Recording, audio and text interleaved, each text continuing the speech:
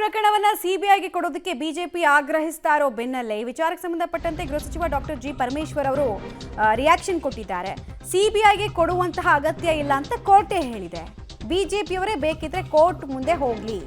ಲೋಕಾಯುಕ್ತ ಅನ್ನೋದು ಒಂದು ಸ್ವತಂತ್ರ ಸಂಸ್ಥೆ. ಲೋಕಾಯುಕ್ತಕ್ಕೆ ಹೀಗೆ ಮಾಡಿ ಅಂತ ಹೇಳೋದಕ್ಕಾಗಲ್ಲ ಅಂತ ಗೃಹ ಸಚಿವ ಡಾಕ್ಟರ್ ಜಿ ಪರಮೇಶ್ವರ್ ಅವರು ಸ್ಟೇಟ್ಮೆಂಟ್ ಅನ್ನು ಕೊಡ್ತಾ ಇದ್ದಾರೆ.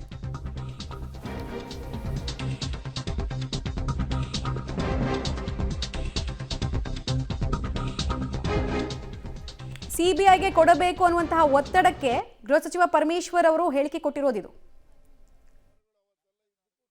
ಅವರು ಸಿಬಿಐ ಕೊಡೋ ವಿಚಾರದಲ್ಲಿ ಈಗಾಗಲೇ ಹೈಕೋರ್ಟ್ ಆದೇಶ ಮಾಡಿದ್ದಾರೆ. ಸಿಬಿಐ ಕೊಡೋ ಅಗತ್ಯ ಇಲ್ಲ, ಲೋಕಾಯುಕ್ತದವರು ತನಿಖೆ ನಡೆಸ್ತಾ ಇದ್ದಾರೆ.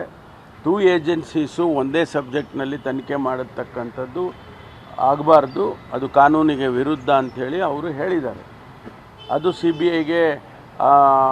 ಬಿ ಐ ವಿಚಾರ. ಅದು ಎರಡನೇದು, ಲೋಕಾಯುಕ್ತದವರು ಕ್ಲೀನ್ ಚಿಟ್ ಕೊಟ್ಟಿದ್ದಾರೆ ಅಂತ ಹೇಳಿದರೆ ಅವರ ತನಿಖೆ, ಹಾಗಾದರೆ ಅವ್ರ ತನಿಖೆನೇ ಪ್ರಶ್ನೆ ಮಾಡ್ತಾ ಇದ್ದಾರೆ ಬಿ ಜೆ ಪಿಯವರು. ತನಿಖೆ ಅವರಿಗೆ ಸಿಕ್ಕಿದ ಸಾಕ್ಷ್ಯಾಧಾರದ ಮೇಲೆ ಅವರು ತೀರ್ಮಾನ ಮಾಡಿದ್ದಾರೆ. ಸಾಕ್ಷಿಗಳೇ ಇಲ್ಲ, ಪುರಾವೆಗಳಿಲ್ಲ ಅಂತ ಹೇಳಿದಾಗ ಅವರು ಒಂದು ತೀರ್ಮಾನ ಕೊಟ್ಟಿದ್ದಾರೆ. ಅದನ್ನು ಪ್ರಶ್ನೆ ಮಾಡೋದು ಎಷ್ಟು ಸರಿ ಅಂತ ಅವರೇ ಯೋಚನೆ. ಇವರಿಗೆ ಅನುಕೂಲ ಆದಾಗ ಎಲ್ಲವೂ ಸರಿ ಇರುತ್ತೆ, ಇವರಿಗೆ ವಿರುದ್ಧವಾಗಿ ವಿಚಾರಗಳು ಬಂದಾಗ ಸರಿ ಇರೋದಿಲ್ಲ. ಅದೆಂಥ ರಾಜಕೀಯ ಅದು ಅಂತ ನಂಗೆ ಗೊತ್ತಾಗಲ್ಲ.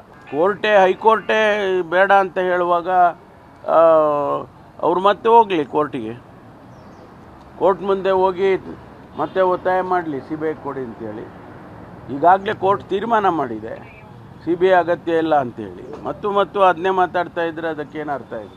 ಮೇಲ್ನೋಟಕ್ಕೆ ಕಂಡು ಬರ್ತಾ ಇದೆ ಅಂದಾಗ ಅದನ್ನು ತನಿಖೆ ಮಾಡೋಕ್ಕೋಸ್ಕರ ತಾನೇ ಕೊಟ್ಟಿದ್ದವರು.